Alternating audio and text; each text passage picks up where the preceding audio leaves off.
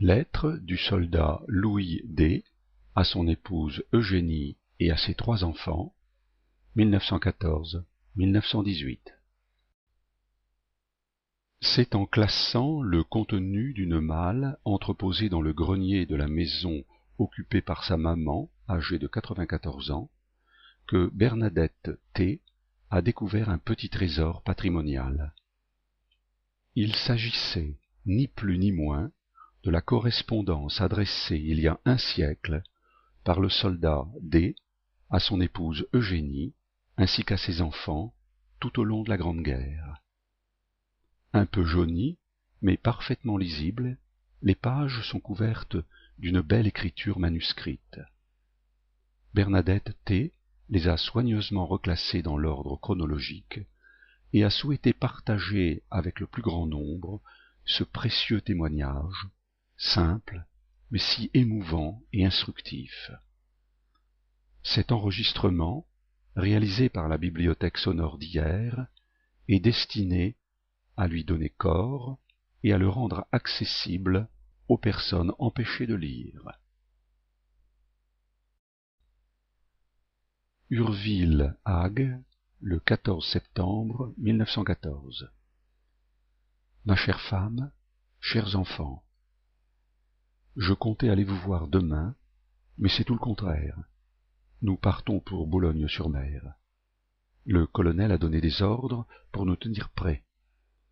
Les permissionnaires ont été rappelés télégraphiquement, et nous faisons nos préparatifs. La femme à Léon Tostin était bien là hier soir, et j'en ai profité pour demander à Eugène de me prêter 20 francs. Pour monsieur Vrahe, j'écris à madame Guillotte, et je crois qu'elle ne me refusera pas. Tu t'arrangeras avec elle. En allant régler, tu lui remettras cette lettre. Bon courage, et embrasse les enfants. Ton mari qui t'aime. PS, écris-moi toujours à la même adresse. Urville, Vacqueville, le 20 octobre 1914. Ma chère femme, je suis rentré en bonne santé. Il était temps. Nous arrivions à la gare du Ham, le train était en gare, le temps de monter à Contrevoie et en route. Enfin, tout est bien.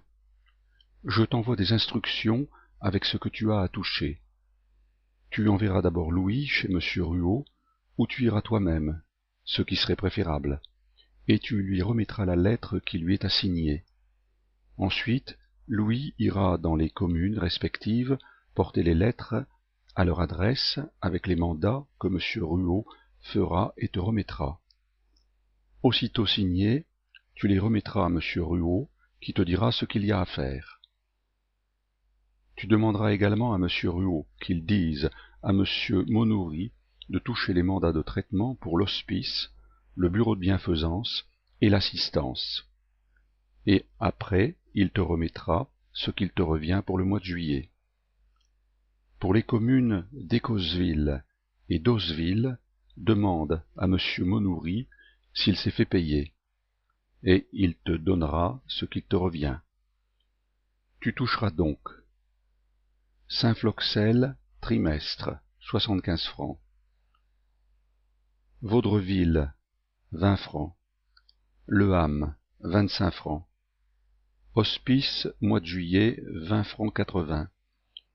Bureau de bienfaisance, 6 francs 25. Bureau d'assistance, 4 francs 15. Osville, mois de juillet, 15 francs 80. Écosville, 7 francs 50.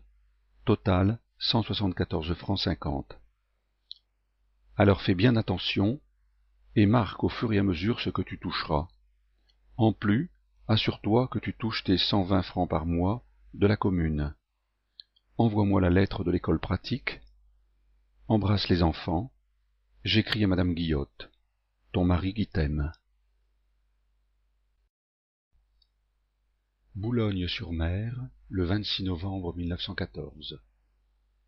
Chère Eugénie, chers enfants, je n'ai encore rien reçu de toi depuis plus d'1 mois. Qu'est-ce qu'il y a donc?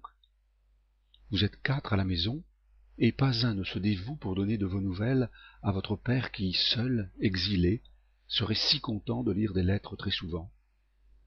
Si tu savais, ma femme, comme une lettre fait plaisir. Tous les jours tu m'écrirais, ne fût-ce que 2 mots. Tu peux bien trouver 5 minutes dans la journée à me consacrer, à parler un peu avec moi. Il me semble que je ne t'impose pas un bien gros sacrifice. Tous mes camarades ont reçu des nouvelles de chez eux, et moi qui t'avais prévenu le premier, je n'ai encore rien vu. Madame Guillotte, que j'avais prévenue en même temps que toi, m'a déjà écrit, et j'ai reçu sa lettre avant-hier. Elle me dit qu'elle s'est mise à ta disposition, comme je lui avais demandé, et je compte que tu l'as chaudement remerciée. Je voudrais donc, dès au reçu de ma lettre, si ça te fait plaisir, mais sans aucune négligence, que tu m'envoies une caisse contenant des poires, pas trop mûres, mon cache-nez, mes mitaines en laine et un peu de beurre. N'oublie pas, car il fait très froid ici et la nourriture est excessivement chère. Les lettres ne vont pas vite et dis-moi, lorsque tu m'écriras, que tu réponds à la lettre datée du et reçue le.